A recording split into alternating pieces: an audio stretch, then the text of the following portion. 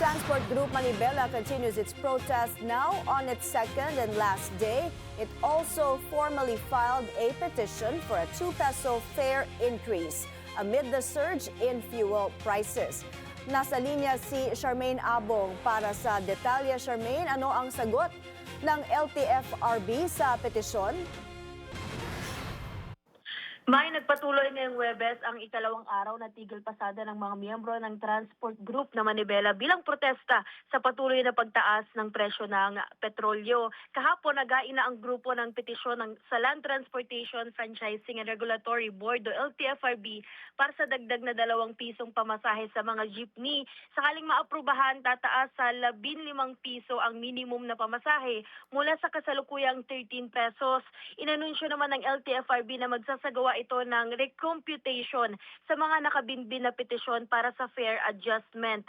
Ayon sa ahensya, isasaalang-alang sa pagtataya ang kakayahan ng mga pasahero na makayanan ang mas mataas na pamasahe, gayon din ang posibleng epekto nito sa inflation at sa presyo ng mga pangunahing bilihin at serbisyo. Samantala, mas kaunti naman ang mga tsuper at operator na nakilahok sa protesta ngayong Huwebes kumpara kahapon dito sa Philcoa Commonwealth, Quezon City. Bagamat nakausap na sila ng LTFRB kahapon, giit ng grupo na ipagpapatuloy nila ang kanilang pagkilos hanggang magkaroon ng konkretong aksyon sa kanilang mga kahilingan. Patuloy rin nilang kinukondena ang anilay patuloy na pagtaas ng presyo ng langis at nananawagan ng mas agarang hakbang mula sa Department of Energy. Samantala, kasabay ng transport strike, nagpatupad naman ang mga kinauukulang ahensya ng libreng sakay sa mga apektadong lugar para matulungan ang mga pasahero sa gitna ng tigil pasada. Balik sa iyo, May. Charmaine, linawin lang natin, hindi ba ito ang huling araw ng transport strike o meron pa ba bukas o sa Lunes sa SONA?